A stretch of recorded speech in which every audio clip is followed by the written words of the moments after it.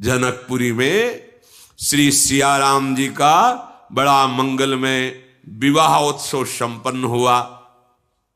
परम ज्ञानी श्री महाराज जनक जी महाराज हैं।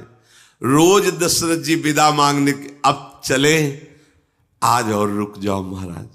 उनकी विनय से फिर कई दिन ऐसे व्यतीत हो गए। तब विश्वामित्र जी ने देखा कि स्नेह की डोरी में बंधे हुए दोनों हैं, ये चलने को तैयार होते हैं। वो फिर कहते आज और रुक जाओ, तो हम ऋषियों को बीच में आना पड़ेगा।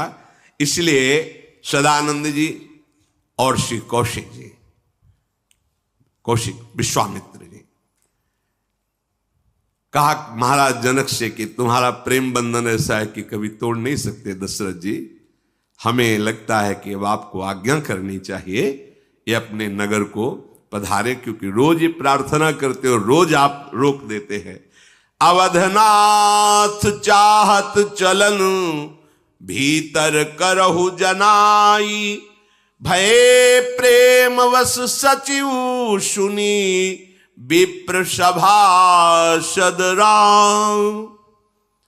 जनक जी ने दूतों से, सेवकों से, अपने अंगरक्षकों से कहा जाओ तैयारी करो महाराज को विदा करने की, क्योंकि अब ऋषियों का आदेश हो गया है। महल में जाके सूचना करो।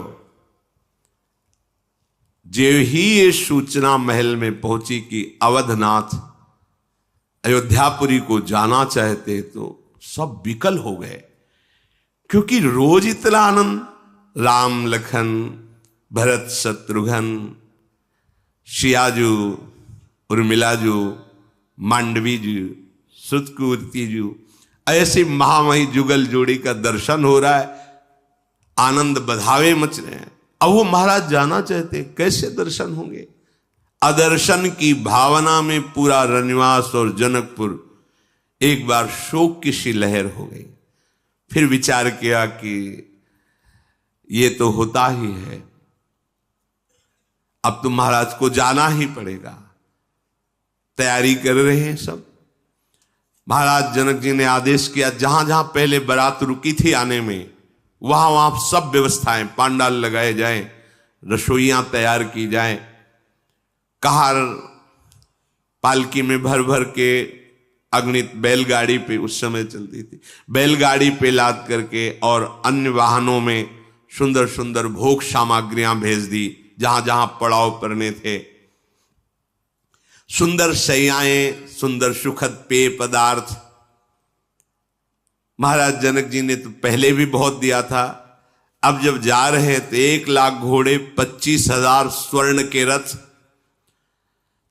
10,000 महामत वाले हाथी, जिनकी चिघाड़ से दिशाएं गर्जनायुक्त हो जाएं, और खूब गाड़ियों में भर भर करके रत्न, सोना, जवाहरात, गाय, बहुत सी वस्तुएं दहेज में दी।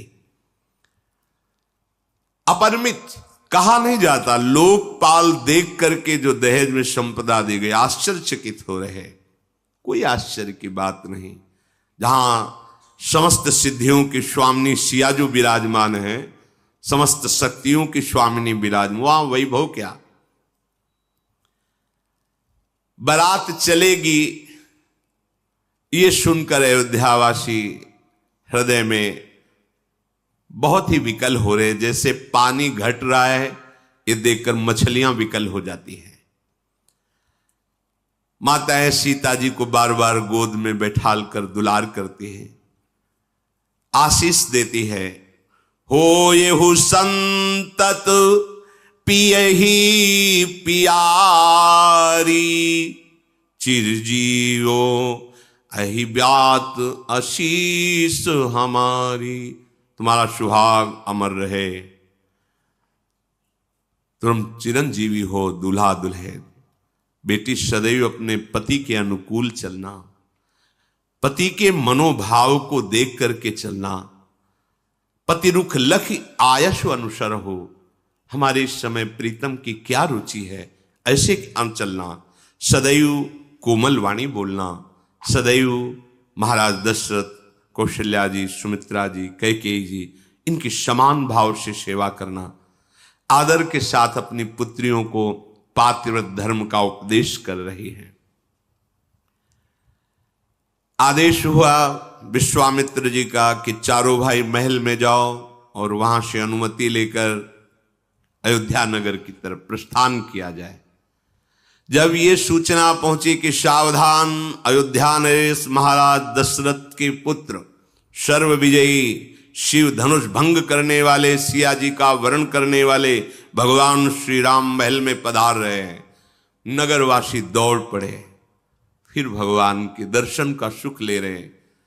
ये श्याम गौर जोड़ी, श्याम राम जी, गौर लखन जी, श्याम भरत जी, शत्रुघ्न गोरे, ये चारों जैसे गज शावक ऐसे मस्ती से पधार रहे हैं महल में। माताओं ने जब भर नेत्र इनको देखा तो आज सुख नहीं हो रहा, दुख हो रहा है। अब नहीं देख पाएंगे, अब ये तो विदा कराने के लिए आए हैं। प्रतिपल इनको देखना बड़ी व्याकुलता, भगवान का सौंदर्य ऐसा है। बार बार श्री राम शोभा का नेत्रों से पान करके आंख मूंद लेते हैं। यह अब हमारे नेत्र गोचर नहीं होंगे, अभी चले जाएंगे, ऐसी व्याकुलता है। रूप के समुद्र जब चारों भाई रनिवास में पहुंचे, माताओं ने प्रभु की छवि को देख करके अपने नेत्रों में बसा लिया। बार बार उनके चरणों को पकड़ती हैं, दुलार करती हैं, अद्भुत प्रीति है। प्रभु श्री राम लखन भरत शत्रुघ्न चारों को स्नान कराया, सुंदर पोशाक धारण कराई, आभूषणों से श्रृंगार किया और सुंदर भोग पवाए। भगवान श्री राम हाथ जोड़कर माताओं से कहते हैं कि अवधनाथ अयोध्यापुरी को चलना चाहते हैं, हमें भेजा है आपसे आज्ञा मांगने के लिए। आप अपना बालक जानकर सदैव स्नेह करती रहिएगा। ऐसे वचन सुनने पर सबके हृदय में उदासी छा रही है, प्रेम विवशता है, माताएं बोल नहीं पा रही। चारों कुमारियों को, जो सियाजू, उर्मिलाजू, मांडवी जी और श्रुत कीर्ति जी, इनको बुलाया और समर्पित करते हुए कहा, मैं हाथ जोड़कर आपकी बलिहारी जाती हूं। आप तो सबके हृदय के, अभी ये बालक हैं, बच्चे हैं, अगर इनका कोई भी अपराध बन जाए मैं पहले से क्षमा मांगती हूं। कितना हम बस इतना कहते हैं कि हमारे प्राण हैं जो हम आपको समर्पित करते हैं। सियाजू की मां ने कहा, आप अपनी सेविका मान करके अगर कोई त्रुटि हो जाए तो क्षमा करते रहना। तुम तो पूर्ण काम हो, सुजान हो, तुम्हें तो सिर्फ भाव ही प्यारा है। हे भक्तों के गुणों को ग्रहण करने वाले, दोषों का नाश करने वाले, हे दया के धाम, सदैव आप कृपालु रहना। कोई गलती हो जाए तो क्षमा कर देना। तुम परिपूर्ण काम जान शिरोमणि भाव प्रिय, जन गुण ग्राहक राम, दोष दलन करुणायतन, अस कही रही चरण गहिरानी, प्रेम पंक जनु गिरा सिरानी। ऐसा कह के चरणों में लिपट गए। अब वाणी बोल नहीं सकती। जैसे प्रेम पंख में कोई फंस गया हो, दलदल में फंस जाए तो निकलना असंभव, ऐसे प्रेम पंख में फंस गया हृदय। भगवान के प्रेम पंख में हृदय फंस गया। प्रभु हाथ जोड़कर बहुत सम्मान करते हुए माताओं को, जो सियाजू की माता है, संतुष्ट कर रहे हैं। और आप आज्ञा कीजिए। बार बार प्रणाम करते हैं, बार बार आशीष देती है। जे भी लिवा के चले, 4 कदम चलने पर फिर सियाजू मुड़ती तो दौड़कर माता गले से लग जाती, फिर दौड़कर लग जा। कई बार ऐसा हो रहा है। अपार प्रीति है। सखियों ने माताओं को पकड़ लिया, जाने दीजिए। उस समय जो दशा हो रही है माताओं की, मानो सबके अंदर प्रेम विवस्था छा गई है। ऐसा लग रहा है कि जनकपुर के इस रनिवास में करुणा ने डेरा डाल दिया है, विरह जनित। जानकी जी जो सुख सारिका को पाल रखा था, वो व्याकुल होकर बोल रहे हैं, कहाँ है सियाजू, कहाँ है सियाजू, ऐसे बोल रहे सुख सारिका। माताएं रो पड़ती हैं। कोई भी जनकपुर का ऐसा नहीं है जिसकी दशा रनिवास जैसी न हो गई हो, अर्थात सब प्रेम विरह से व्याकुल है। वैसे जनक जी को बहुत ज्ञानवान धैर्यवान कहा गया, पर आज उनका धैर्य टूट गया। जब महल से बाहर ये चारों राजकुमार निकले, पीछे सियाजू, उर्मिलाजू, श्रुतकीर्तिजू, मांडवीजू, जे ही देखा सामने महाराज जनक तो सियाजू दौड़ करके गले से लगी। बहुत हिम्मत कर रहे हैं जनक जी की, पर विवश हो गए। प्रेम का बांध टूट गया। अब ज्ञान काम नहीं किया। ये प्रेम है, ज्ञान का बांध ऐसा जिसे कोई तोड़ नहीं सकता। लेकिन जनक जैसे महाज्ञानी का बांध टूट गया और हृदय से लगाकर सियाजू जैसे ये प्रेम की, सियाजू कोई स्त्री नहीं है, ये प्रेम का स्वरूप है कि ऐसे महाज्ञानी जनक का भी हृदय विकल हो गया, प्रेम से विकल हो गए। ऋषि परिकर आकर जनक जी को सावधान करता, अगर आप ऐसे विकल होंगे तो फिर क्या होगा, सावधान होइए और आप आनंद पूर्वक आशीर्वाद देते हुए इनको विदा कीजिए। राजकुमारियों को दिव्य रत्नों से जटित पालकियों पर सजाया गया। आसपास अयोध्या के महावीर सैनिक चल रहे हैं पैदल दौड़ते हुए। फिर जनक जी पालकियों के नजदीक गए और कहा, तुम्हारा धर्म है पति के सदैव अनुकूल रहना। कभी ऐसी हमें बात न सुनाई दे जो नहीं सुनना चाहिए कि आपने आज्ञा उल्लंघन किया। सदैव अनुकूल रहना। माता पिता कैसी शिक्षा दे रहे, सदैव अपने पति के अनुकूल रहना। विश्वास पात्र जो सियाजू के बाल्यावस्था से सेवा में दास दासियां थी, वो सब साथ विदा किए। संपूर्ण नगरवासी जनकपुर के कैसा उनका हृदय इस समय हो रहा है, वो तो स्थिति वाला ही कुछ अनुमान कर सकता है। मंत्रियों सहित राजा जनक बहुत दूर तक पैदल पीछे पीछे जा रहे हैं। अयोध्या नरेश महाराज की बारात जनकपुर से विदा हो रही है। बार बार जहां से श्री राम लखन पधारे वहां की चरण रज लेकर जनकवासी सब माथे पे धारण कर रहे हैं। अपने आराध्य देव भगवान शंकर का स्मरण करके महाराज दशरथ जी ने निशान बजवाया। आनंद पूर्वक बारात जनकपुर से अयोध्यापुरी के लिए वापस हो रही है।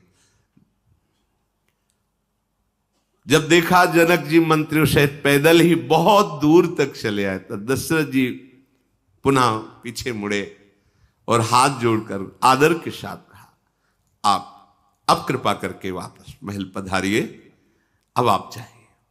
इतनी दूर आप आ गए हैं और जितने जनकपुर के नेग लेने वाले थे सबको महाराज दशरथ जी ने निहाल कर दिया।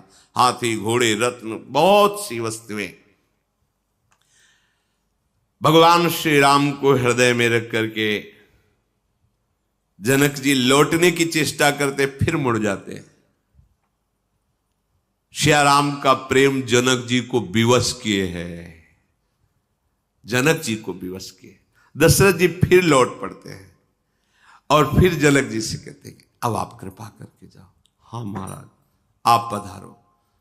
फिर जनक जी पीछे पीछे चल देते हैं, फिर दशरथ जी मुड़ फिर लौट करके आते हैं। दशरथ जी हाथ जोड़कर खड़े हो गए, जनक जी के नेत्रों से प्रेम अश्रुधारा बह रही। जनक जी ने हाथ जोड़ करके कहा कि मैं किस तरह बताऊं कि आज मैं कितना बड़ा हो गया हूं आपके संबंध से।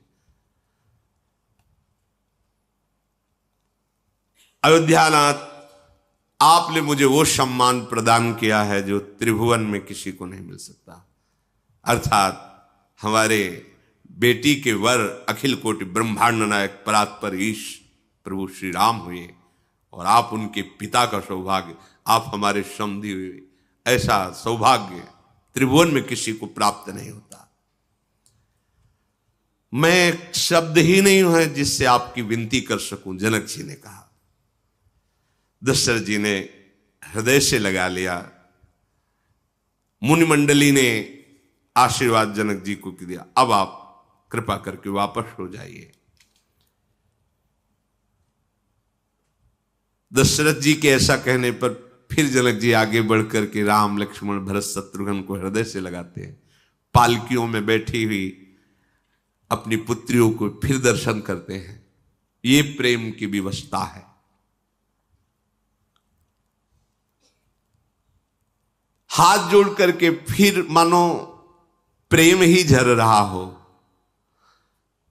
राम जी का हाथ अपने हाथ में लेके कहते हैं, मैं कैसे आपकी प्रशंसा करूं। राम करो कि भांति प्रशंसा, मुनि महेश मन मानस हंसा। हे राम, मैं जानता हूं आप कौन है। मुनियों के मन में बसने वाले और महादेव जी के मन रूपी मान सरोवर के हंस हैं। मैं क्या आपकी प्रशंसा करूं। करही जोग जोगी जेहि लागी, कोहू मोहू ममता मद त्यागी। व्यापक ब्रह्म अलख अविनाशी, चिदानंद निर्गुण गुण राशि। बड़े बड़े योगी लोग जिनके लिए काम क्रोध मोह ममता मद का त्याग करके योग साधना करते हैं, मैं जानता हूं हे राम, आप वही सर्वव्यापक ब्रह्म अव्यक्त अविनाशी चिदानंद निर्गुण गुणों की राशि हो। मन समेत जिहि जान न बानी, तरकी न सकही सकल अनुमानी। महिमा निगमु नेति कही काहई, ज्योति हूँ काल एक रस रही। नयन विषय मोह कहूँ भयऊ, सो समस्त सुख मूल।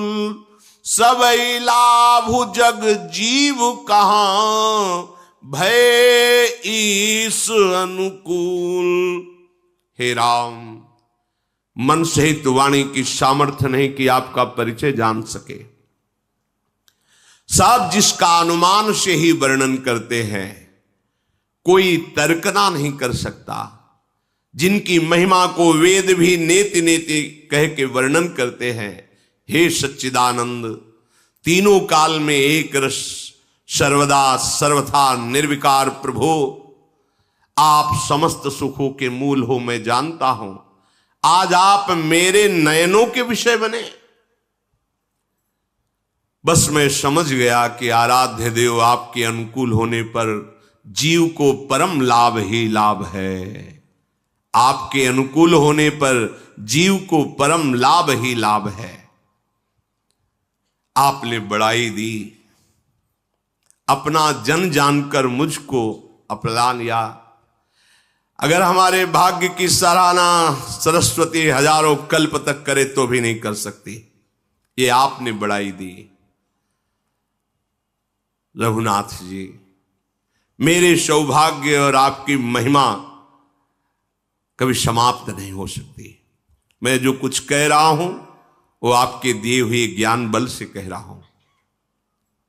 आप बस प्रसन्न होइए, इतनी ही प्रार्थना है। मैं हाथ जोड़ करके यही प्रार्थना करता हूं कि मेरा मन अब कभी आपके चरणों से बिलग ना हो। जनक जी के ऐसे वचन जो महाप्रेम में डूबे हुए और ज्ञान में डूबे हुए थे, प्रभु बार बार जनक जी को प्रणाम करते हैं, हृदय से लगाते हैं। दशरथ जी, गुरु विश्वामित्र जी, कुलगुरु वशिष्ठ जी सबने जनक का सम्मान किया। फिर जनक जी भरत जी से हाथ जोड़ करके बोले, फिर शत्रुघ्न जी से, फिर लखन लाल जी से, और उन्हें आशीर्वाद दिया। सबने उनको, जनक जी को सिर नवाया। फिर जानकी जी के पास पहुंचे, भरनेत्र देखा, फिर पास में विश्वामित्र जी के आके चरणों को फिर पकड़ लिया। चरण रज लेकर विश्वामित्र के नेत्रों मस्तक पर लगाई और कहा, मुनीश्वर, ये जो मुझे लाभ मिला है आपकी कृपा से मिला है। यदि आप राम लखन को लेकर स्वयंवर में ना आते तो मुझे सौभाग्य न मिलता। अब मुझे परम विश्वास है कि जिस पर आप जैसे संत, भगवत भक्त, ऋषि मुनि कृपालु हो, उसे कोई त्रिभुवन में पद दुर्लभ नहीं है। मेरा मनोरथ सफल हुआ। स्वामी, जो आप जैसे गुरुजनों का आश्रय ले लेता है, सिद्धियां उसके चरणों में लौटती हैं। कोई भी सुख ऐसा नहीं जो उसका अनुगामी न बने, पीछे पीछे सुख डोलता है। ऐसी विश्वामित्र जी से विनय की। अब डंका बजाकर बारात अवधपुरी की तरफ चली। जहां जहां पड़ाव पड़े हुए थे, पहले ही जनक जी ने सब व्यवस्थाएं कर दी थी।